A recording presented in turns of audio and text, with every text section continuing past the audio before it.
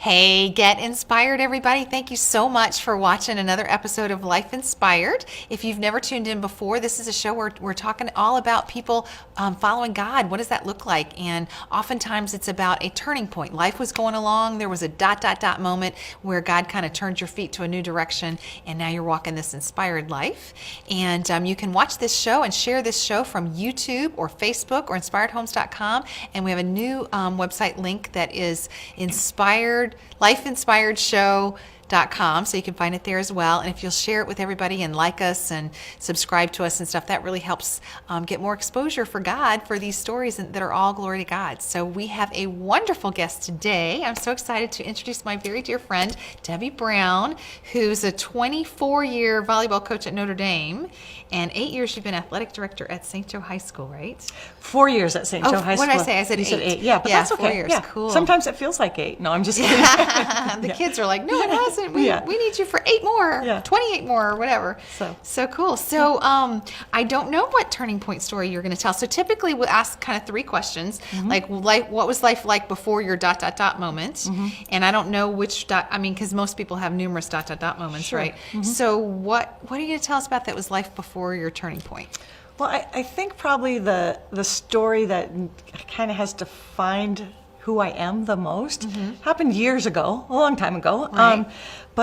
So I competed at a very high level. Completed and it was on the Olympic team. I don't think I knew you did Olympics. For volleyball. Wow. So this was in 1980. Okay. So so that's, I said, a long time ago. Yeah. But anyway, that is the year that we boycotted the Olympics, if you remember that. Oh, right. Right. So kind of the turning point for me was in realizing that I had devoted actually 7+ years to volleyball was my life. That is what I did. I lived and trained and I loved it, you know. Right. But with the goal of going to the Olympics and of course winning a medal and hopefully the gold medal. So when the boycott came along, or when it happened, it was one of those things where I suddenly realized that I did not have control.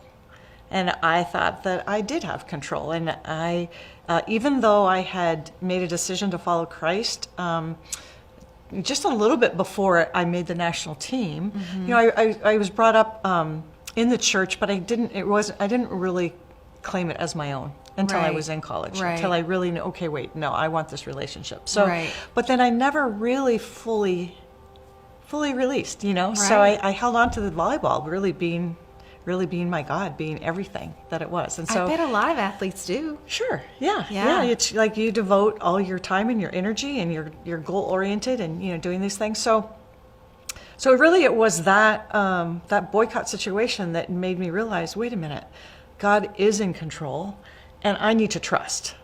And so it was kind of the moment where I realized, you know, I can profess that I believe these things, but now like I need to really show it, you know? And so, yes, it was a disappointment, and I don't think even to this day or ever I will really understand why it happened. But I just have to trust that there's reasons that I won't know. And if I look back and think about all the experiences that I had in those 7 years that I played and traveled the world and represented our country in competitions all over the world, I was truly blessed, and I was blessed with athletic ability to be able to do these things. I think that lesson of, whoa, wait a second, I can't control a lot of these things. And I think as an athlete, you think, well, you know, I know that maybe I could have an injury or there would be other things that would keep me from accomplishing my goals, but you never, ever dreamed that it would be something like, you know, a boycott of the Olympics. So, yeah. Wow. So when you were coaching volleyball at Notre Dame, did you have the opportunity to share some of that with some of the girls? It was just girls. I mean, guys don't play volleyball at Notre Dame, right? Right. They have a club team, but it's not a NCAA. We didn't have an NCAA. Yeah. Okay. So I think I shared my story. It's not like I talked about it a ton, but certainly shared my story. And I think that there are always teachable moments that you have with your student athletes, and I think in particular it would be when something would happen, when somebody didn't understand or didn't have control, or wait, you don't know what it's like for me not to be able to finish my career. And I'm thinking, I think so I think that's, you know, it was one of those things where it did really help me with a lot of my student athletes and when they were in situations that were challenging or situations where they really didn't understand what was happening. So that was your turning point and changed your life, and you didn't get to go. And we say now you're walking this inspired life. So what are the things that God did later that, you know, how did he brought you here? How did he bring you here to Notre Dame? And then how did he get you from Notre Dame? You had another turning point when you went over to St. Joe. Sure. Yeah. So what does inspired life look like? And well, I think, you know, when I look back, if I look back to the Olympics or even my first coaching job, which was at Arizona State University, I was there for 6 years as the head coach there.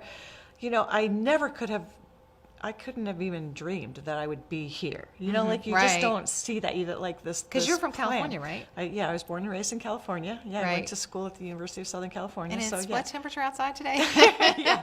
Yeah. So I knew I wanted to get into coaching. I did know that, and I knew that even as a player that I wanted to. You know, I just loved it. I loved athletics. I loved the competition. Right. I wanted, you know, young women to have the opportunities that I had, you know, that they Sure. would experience, you know, in college, that, you know, I wanted to get into college Right, coaching. So right. I just have seen, you know, I mean, God has just brought me along, like all different places, you know, Right. along the way. So again, my first head coaching job was at Arizona State University, and I loved it there and didn't really have aspirations of leaving there.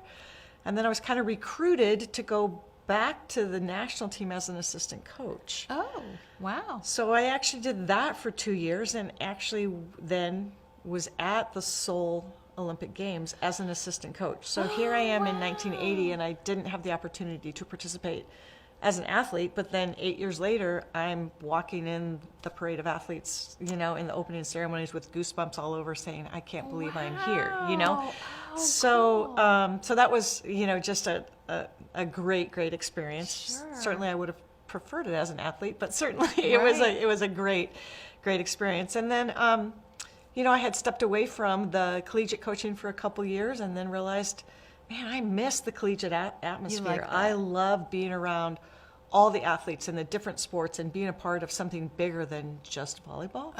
And that's when the Notre Dame position came open, and So you applied, applied, and so Dennis and I moved out here, and I have to say, you know, Dennis has been like the most supportive a husband that you can even imagine. So Right. even from you know, when we left Arizona State and went to San Diego, which was where the national team was training, you know, he was at the time in newspapers, a sports writer, and so he, you know, changed said, "Yeah, let's jobs go," and yeah. went, you know, that way. And then when we moved out here to Notre Dame, you know, he had interviewed for a job at Notre Dame as well, but it wasn't promised to him. So we Right. came on faith that would work out. And Right. it took a while. It took about 5 or 6 months of us being out here before that came to fruition. But again, it was just, you know, we've been blessed to be at some Right. great places along the way. So And both your boys got to go to Notre Dame. they did. Yeah. They did. Yes. Very yes. Which is So, great. you know, again, the plans are, you know, I'll be there until I retire at Notre Dame. But then again, our plans are different. So Right. I actually God said, no, wait, yeah. I got something else again. Yeah, so after 24 years at Notre Dame, my contract was not renewed. And so all of a sudden I thought, oh gosh, you know, this is something I've done for now my what, whole God? life, you Yeah. know? And I really didn't know what was next, you know? So it was great. I had this great time this gift of time, I think, Right. between Notre Dame and St. Joe, just of discernment and praying and trying to think, okay, you know, what is next? And, you know, I think Dennis and I really felt like we really didn't want to move and didn't want to try something new. And I Right. felt like, you know, it's time to close the door, maybe on coaching, and see what's next. And so, you know, again, these opportunities come up. My dear friend who coached at Texas A&M, the year after I was done coaching at Notre Dame, I went down to Kentucky to see them play, and she's talking to me, and she said, hey, you know, I almost hate asking you this, but I'm just going to ask you, you know, we don't have a volunteer coach this year. Is there any way that you would come down and just be our volunteer for the last half of the season? Because, you know, the first half of the season was almost, you know. And I thought, when she asked me, I thought, oh, I can't do that, you know. And the 5-hour drive home, I kept thinking, wait, why can't I do that, you know? So I got in the house, I talked to Dennis, said, you know, here's what Lori asked me, you know, and he's like, Deb, you need to go, you should go, you know? And so long story short, I went down, and for the last half of the season was the volunteer assistant at Texas A&M. Wow. where we won the SEC championship, and it was just such a great way to end my coaching.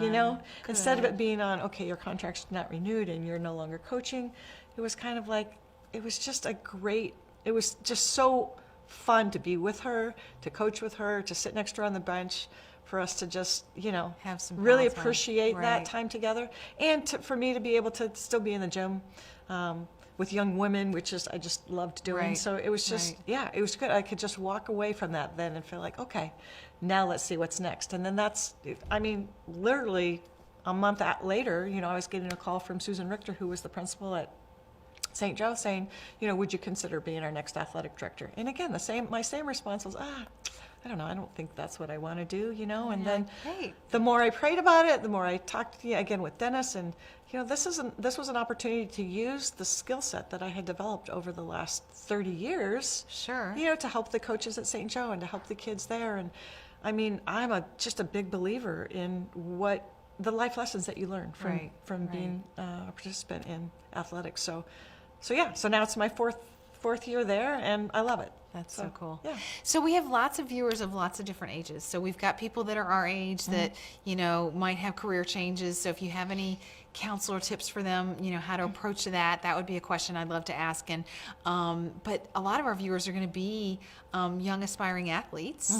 So if you have any, like, just, I don't know, recommendations for them, what would you tell a young aspiring athlete wanting to pursue their dream?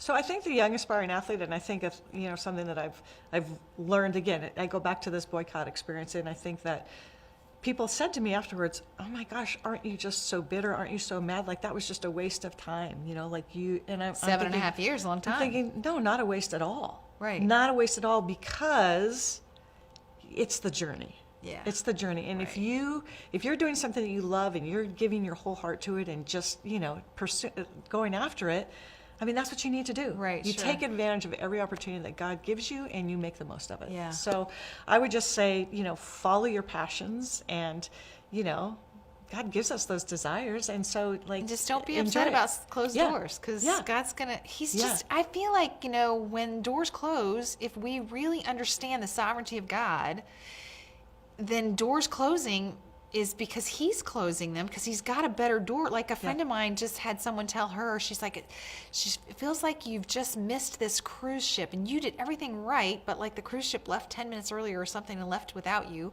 but there's this bigger, better cruise ship coming along to pick you up. You know, and if we just picture it, okay, you're right. God loves me. God has a special plan for me.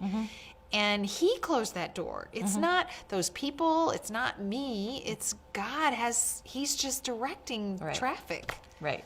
No, I completely agree with that. And I think that, I think in my case it has been better. Maybe it's not always better, but there's another opportunity. Sure. You know, and I think that over time you just look back and you're just so thankful for every step along the way. Right. And sometimes, I mean, I feel like I've grown the most in the times that were the most challenging, you know. So, yeah, but for the young athletes, I would say that. And I think for people who have a career change, whether it's something that's, you know, that they're seeking or it's been forced upon them. Right. You know, it's the same. It's really, like I said, it's a trust. It's saying, okay, this isn't an option anymore. Right. What is it? Right, You know, right. what is it? And being patient and again, being prayerful about what the next step might be. So how do you stay inspired? How do you stay connected? I always like to ask people, how do you stay connected and get your inspiration every single day? What is it that you do? So I think the thing that I guess the routine, that I have that has helped me the most, and I don't even know, I kind of stumbled on it probably through my church ladies Bible study or something sometime, but I always think of first thought, last thought. Okay. So when I wake up in the morning, my first thought, I want to be focused on God. Cool. And then my last thought, as I'm going to bed, I want to make sure that I'm being thankful for the day that I just had. Yeah. So, I'm, you know, sometimes I have to be really, sometimes I wake up and it just happens, and sometimes I have to go, oh, wait a second, like, here it is. Wait, This it's is another your day, day. God. Yeah. So I think that has helped me just to start and end each day really well. And certainly there's more, obviously I have my devotions and things like that I do, but I think that habit of just, because I think sometimes in my work or anything, I wake up and my mind starts going, oh gosh, I got to do this, and I go, whoa, hold on a second, like I need to just step back. So that first thought, last thought has really helped me to just be where I need to be each day, I think. Awesome. Yeah. Now, if somebody would like to meet you for coffee or something like that, or can they message us here and we can get you in contact? Yes, okay, great. absolutely. Awesome. Yeah. I know a lot of times people want to connect with you and ask you more and, wait, really, I'd like to pursue volleyball and kind of pick your brain about that, or, I'd like to be a coach at St. Joe. Do you have any openings? Or, yes, contact me. Good, there you go. Yeah. Okay. Yeah. So cool. Awesome. Yeah. Okay, well, thank you so much for being our guest. Oh, thank you for guys, having me. thank you for watching. We would really love it if you would share Debbie's story with whomever you think might need to hear it. So if you know a college athlete that needs to hear it, or if you know of someone that's making a job change that needs to hear it, just share that. We just really appreciate it. And again, if you want to get in touch with us, you can message us right here. If you're watching on YouTube or on Facebook, there's sources to message us from that. You can also connect with us at inspiredhomes.com and email us through that way, and we'll get you in contact with Debbie, and she can meet you for coffee or something. So thanks again. You're very We're welcome. So grateful to have you. All right. God bless you guys. Have a great week. Bye-bye.